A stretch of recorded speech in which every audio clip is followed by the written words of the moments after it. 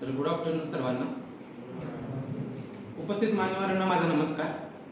Honourable Shri Annasaheb Dange Ayurvedic medical college Ashta, चाणी, Sangamesh Sunil Bhungal, professional BMS first इयरचा विद्यार्थी. आज मी तुम्हाला अवयवदान हे श्रेष्ठ दान ह्या विषयावर माझे मनोगत व्यक्त करणार आहे.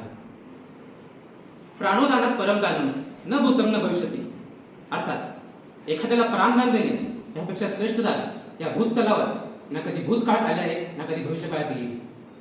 आज मी एका अशा विषयावर बोलणार आहे जो काही विषय नाही किंवा शब्द नाही, तर एका मूर्त व्यक्तीला जिवंत ठेवण्याची एक मोठी संधी आहे. तो विषय म्हणजे अवयवदान. आपल्या सर्वांना माहीत आहे की भारतीय संस्कृतीत दान करणे ही मोठी परंपरा आहे. परंतु जेव्हा विषय अवयवदानाचा येतो तेव्हा ते केवळ दान राहत नाही, तर त्यात एक जीवनदान बनते. आपण सर्वजण त्या देशाचे नागरिक आहोत जिथे वैद्यकीय शास्त्राचा पाया हजारो वर्षापूर्वी रचला गेला. आयुर्वेदातील शल्यचिकित्सेचे जनक महर्षी सुश्रुत यांनी सुश्रुत संहितेत मानवी शरीर रचना आणि शल्यकर्माचे अत्यंत सखोल ज्ञान संपूर्ण जगाला दिले. सुश्रुत संहितेत एक महत्त्वाचा श्लोक आहे, शरीर माध्यम खडू धर्म साधन. अर्थात हे शरीरच कर्तव्याचे म्हणजे धर्माचे पहिले रूप आहे. म्हणजेच हे शरीर जोवर आपल्याकडे आहे तोवर आपण कार्य करतोच, परंतु निधनानंतरही जर हे शरीर कोणाचे प्राण वाचू शकत असेल तर ते धर्माचेच म्हणजे कर्तव्याचे सर्वोच्च रूप असेल. अवयवदानाची परंपरा ही आपल्याकडे आजची नाही, पुरातन काळापासून चालत आलेली परंपरा आहे.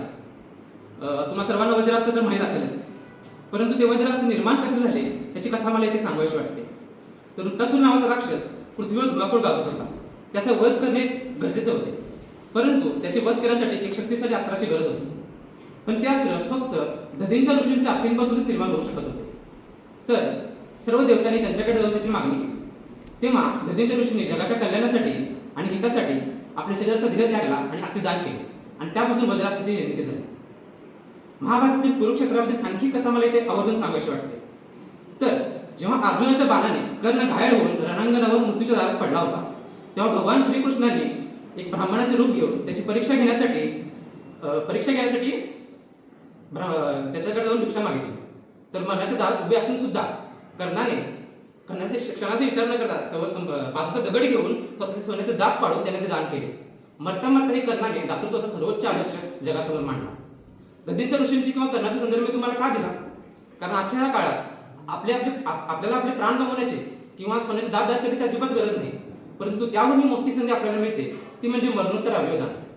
डॉक्टर APJ अब्दुल कलाम म्हणतात की प्रत्येक रक्तदाता हे एक नवीन जीवन वाचवतो, तर प्रत्येक अवयवदाता हे एक नवीन जीवन निर्माण करतो. मरण झाल्यावर तब्बल म्हणजे मरणोत्तर ब्रेन डेड झालेला व्यक्ती तब्बल 8 रुग्णांना नवीन आयुष्य देऊ शकतो.